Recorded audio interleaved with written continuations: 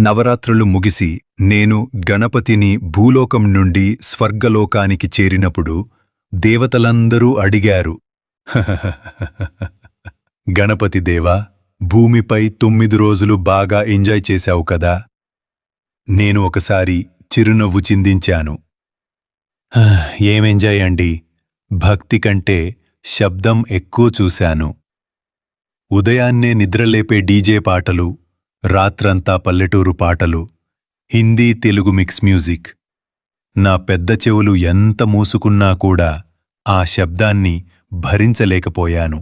పక్కనే భక్తులు ఎవరి ఫోన్లలో వారు బిజీగా నా ముందు పేకాట ఆడుతూ తిట్టుకుంటూ గడిపారు. పేరుకే పూజలు కాని భక్తి మాత్రం ఎక్కడో మాయమైంది. డెకరేషన్ పేరుతో సువాసన లేని ప్లాస్టిక్ పూలు తెచ్చిపెడతారు. ఏవో మెరుపులు తెచ్చి నాపై రుద్దుతారు. నా దర్శనానికి వచ్చే భక్తుల వేషధారణ మరింత విచిత్రంగా ఉంటుంది. నిమజ్జనం రోజొచ్చేసరికి మరింత విచారంగా అనిపించింది. వద్యం తాగి ఒకరు నా తొండాన్ని లాగుతారు, మరొకరు చేతికి హైఫై ఇస్తారు, మరొకరు ఈలలు, ఇంకొకరు నామీద కూర్చుంటారు. రైతు పండించిన అన్నపూర్ణ పంటను పులిహారగా చేసి రోడ్లపై పడేస్తారు.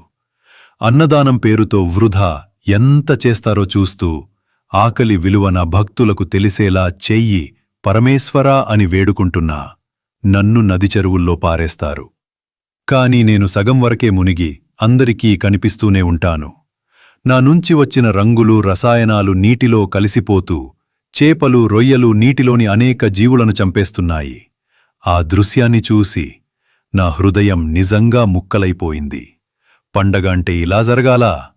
పండుగ అనేది ఆనందం, కలిసిమెలిసి భక్తితో గడిపే సమయం కాదా? నవరాత్రులు అంటే నరకరాత్రులు కాదు. నిమజ్జనం అంటే ప్రతిమను నీటిలో పారేయడం కాదు. మనలోని కోపం, ద్వేషం, ఈర్ష్య, చెడు అలవాట్లను వదిలేయడమే. అందుకే నేను ఒక్క మాట చెప్పదలిచాను: పూజించాలి భక్తితో, ఆనందించాలి బాధ్యతతో, నిమజ్జనం జరపాలి పర్యావరణహితంగా. అప్పుడే భూమి మీద నిజమైన ఉత్సవం జరుగుతుంది. భక్తి అంటే శబ్దం కాదు, శ్రద్ధ. పండుగ అంటే కలుషితం కాదు. నన్ను మట్టిలో కలిపితేనే నేను మళ్ళీ మీలో పుడతాను. కాని మీరు నన్ను రసాయనాలతో కలిపితే నన్ను మాత్రమే కాదు, ప్రకృతిని చంపేసిన వారవుతారు.